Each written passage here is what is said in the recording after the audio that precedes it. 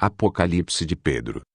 Enquanto o Salvador estava sentado no templo, ele me disse: Pedro, abençoados são os perfeitos que pertencem ao Pai, que por meu intermédio revelou vida para os que são de vida, já que eu os lembrei quem são os que estão edificados naquilo que é forte.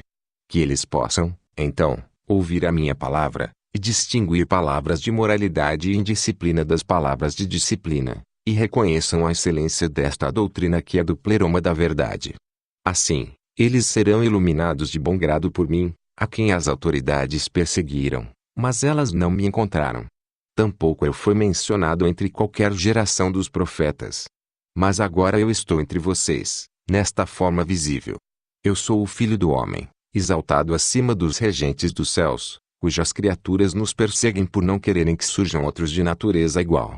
Mas você, Pedro, torne-se perfeito conforme eu te nomeei, pois eu escolhi, e através de ti eu estabeleci uma fundação para os restantes que eu convoquei para a sabedoria. Portanto, seja forte até que eu termine a minha missão. Veja, eu desci para este mundo tomando esta forma provisória e os chamei para que vocês me conhecessem de um modo que é digno de ser proclamado.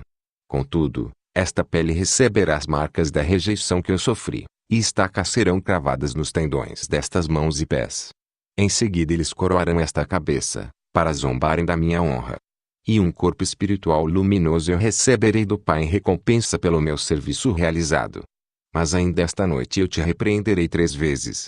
Enquanto o Senhor dizia estas coisas, eu vi os padres e as pessoas com pedras nos aproximando rapidamente. A intenção deles era nos matar. Eu estava com medo de que nós iríamos morrer. Então ele me falou: Pedro, eu já te disse várias vezes que estas pessoas são cegas, e elas não têm discernimento. Se você quer experimentar a cegueira delas, segure seu manto sobre os olhos, então me diga o que você vê. Quando eu fiz isto, eu não vi nada. Ninguém consegue ver deste jeito, eu disse. Então ele me falou para fazer novamente. Eu fiz, e fui tomado por uma mistura de medo e alegria, pois eu vi uma luz nova, maior do que a luz do dia. Então a luz desceu sobre o Salvador, e eu contei para ele o que vi. Ele me falou de novo: coloque suas mãos nos seus ouvidos e escute o que as pessoas estão dizendo. Eu ouvi os padres enquanto eles estavam sentados com os escribas, as multidões estavam gritando. Eu contei para ele o que eu ouvi, e ele de novo me disse: aguce os seus ouvidos e escute o que eles estão dizendo. Eu escutei novamente. Enquanto você está sentado, eles te louvam. Quando eu disse isto, o Salvador respondeu: eu te falei antes que estas pessoas não conseguem ver nem ouvir. Mas agora eu te digo para ouvir o que eles dizem, porque as palavras deles são um mistério. Guarde as informações que você ouvir. Não conte para ninguém, porque elas não são para as pessoas desta era, mas para o futuro. Se você fizer isto, você será louvado pela sua sabedoria. Por outro lado, se você contar tudo o que você sabe, os ignorantes desta época blasfemarão contra ti. Muitos a princípio irão aceitar o nosso ensinamento, mas depois se desviarão de novo, pela vontade do Deus do erro deles, pois assim eles cumprirão o que ele quer. Então, ao excluírem aqueles que não o seguem, eles irão revelar quem são os verdadeiros assistentes da palavra sagrada. Mas os que se associarem a eles serão tomados como seus prisioneiros, já que eles não têm sabedoria. Assim, os honestos, bons e puros serão lançados para o carrasco. Congregações serão criadas em louvor ao Cristo ressurreto, onde os homens que propagam um ensinamento falso serão aclamados. Estas pessoas estarão aqui depois de ti, Pedro, e enriquecerão promovendo o erro. Eles irão adorar a imagem de um homem morto, enquanto pensam que se tornarão puros. Mas eles se tornarão enormemente corrompidos, e cairão numa desgraça terrível, nas mãos de homens presunçosos e hipócritas que pregarão a imitação da verdade. E eles serão controlados pelos arcontes. Pois todos eles discursarão contra a verdade e pregarão ensinamentos deturpados, e ainda assim eles darão conselhos uns aos outros e serão respeitados. Por se basearem na natureza animalesca da criação dos arcontes, eles pervertem o sentido da palavra amor, que para eles significa um casal nu em posições sensuais variadas e sentindo muito prazer. Os que pensam dessa forma se oferecerão para interpretar os sonhos das pessoas. E se o sonho relatado tiver vindo de um demônio digno do erro deles, eles guiarão os outros para a perdição ao invés da imortalidade. A raiz do mal não pode gerar bons frutos, porque cada planta produz aquilo que é da sua espécie. Certamente, nem toda alma é da verdade, nem da imortalidade. Como podemos ver, todas as almas desses tempos estão designadas à morte, pois, sendo escravas, elas são criadas para satisfazerem seus próprios desejos, perpetuando a destruição eterna na qual elas estão e à qual elas pertencem. Almas adoram as formas carnais do que foram geradas com elas. Mas almas imortais não são como estas, Pedro. Até a morte, o imortal parece com o mortal no seu aspecto exterior, porque sua essência se mantém escondida pela carne. De vista apenas ninguém consegue dizer que aquela é uma alma imortal, que se preocupa com as questões espirituais, tem fé e deseja renunciar às coisas mundanas. Elas se distinguem, entretanto, pelo seu comportamento.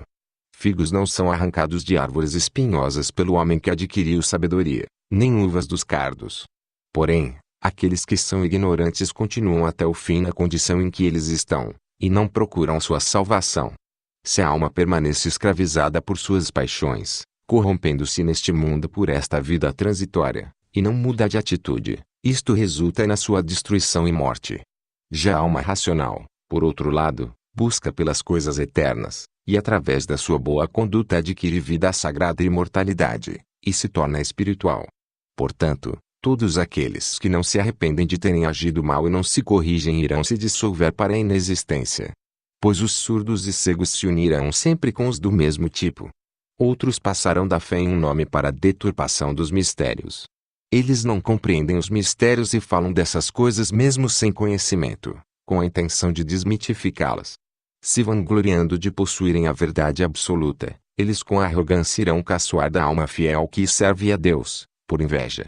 Pois cada autoridade, regente e poder dos seus sempre desejou depreciar as almas imortais, desde a criação do universo, para que, fazendo isso, eles possam ser glorificados no lugar delas. Eles querem ser considerados como aqueles que trazem os outros para a verdade, embora eles não conheçam a verdade e não foram salvos.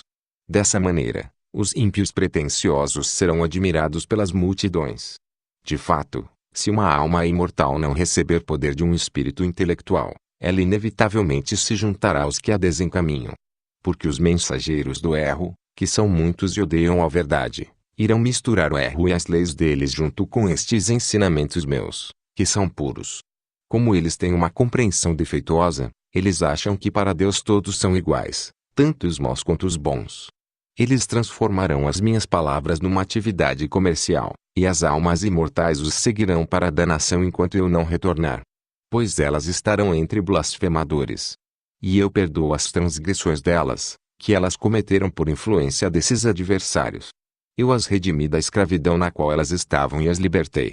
E após isso, os arcontes criarão um remanescente de impostores que cultuam a imagem de um homem morto, que é Hermas, o primogênito da injustiça, para que a luz verdadeira que existe não seja acreditada pelos pequenos. Mas os inimigos deste tipo serão lançados na escuridão externa, para longe dos filhos da luz. Pois eles não entrarão no reino eterno nem permitirão que os outros obtenham o conhecimento necessário para entrar.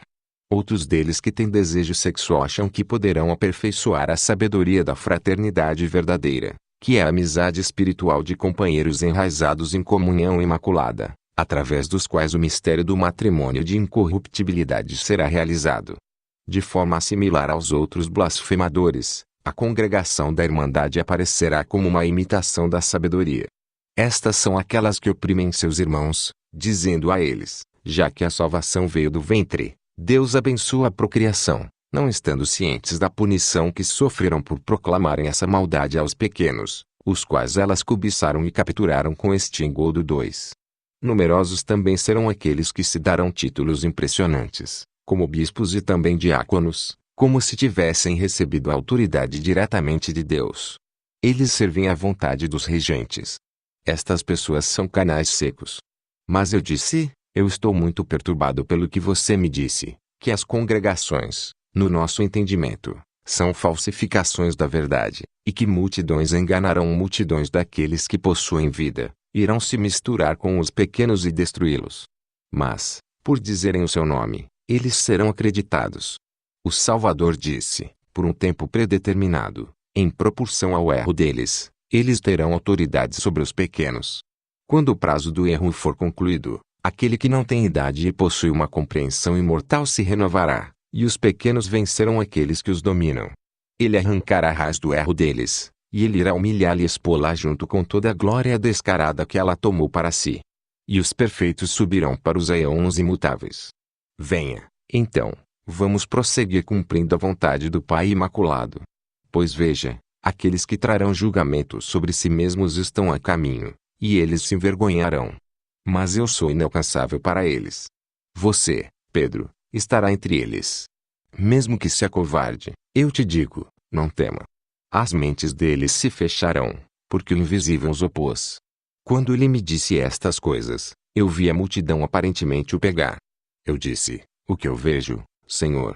Eles estão realmente te levando embora. Ou é você que está junto a mim? Quem é esta pessoa que eu vejo, contente e sorrindo acima da cruz? E é outro aquele cujas mãos e pés eles estão golpeando. O Salvador me falou, aquele que você viu pairando sobre a cruz, que está contente e sorrindo, este é o Jesus vivo. O outro, em cujas mãos e pés eles estão cravando pregos, e a imagem carnal. É o substituto que está sendo punido. Olhe para ele, então olhe para mim. Eu olhei, e fiquei muito assustado e perturbado. Na minha confusão eu disse, Senhor, ninguém mais está te vendo. Vamos fugir daqui. Mas ele me disse, eu já não te disse para ficar longe dos cegos.